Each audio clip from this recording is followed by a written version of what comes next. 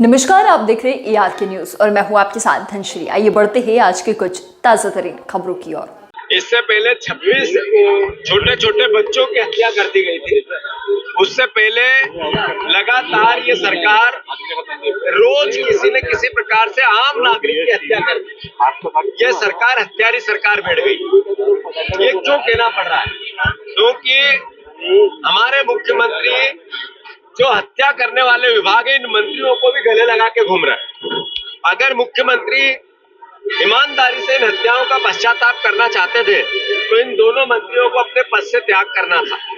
एक मंत्री को कोर्ट ने कहा यह अपराधी है जिसने एक कर्नल पे, महिला कर्नल पर अपशब्द कहे, उसको भी विजय शाह, उसको भी हमारे मुख्यमंत्री ने नहीं हटाया।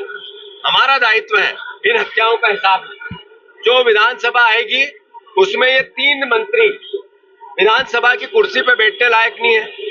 कांग्रेस विधायक दल का पूरा जो दायित्व है, जब सरकार नहीं जागेगी तो उसकी आंखों में, उसके कानों में इस तरह की आवाज पहुंचाना और इस तरह के दृश्य दिखाना कि इन हत्याओं का दोषी आप लोग हो।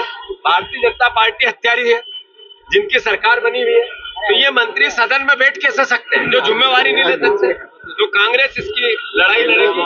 इंदौर के नागरिकों से मेरा आग्रह है, आप लोग भी जागो। प्रदेश के नागरिकों से मेरा आग्रह है, एक गिलास शुद्ध पानी नहीं दे पा रहे हैं आप। पूरे प्रदेश में एनजीटी ने कहा 70% पानी पीने योग्य नहीं है।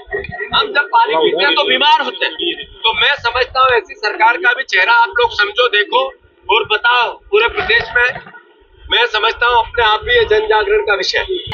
भारत के नागरिकों, जैसा कि देश का पहला आतंकवादी था नाथूराम गोडसे, जिसने महात्मा गांधी की हत्या की, और किस विचार की हत्या की?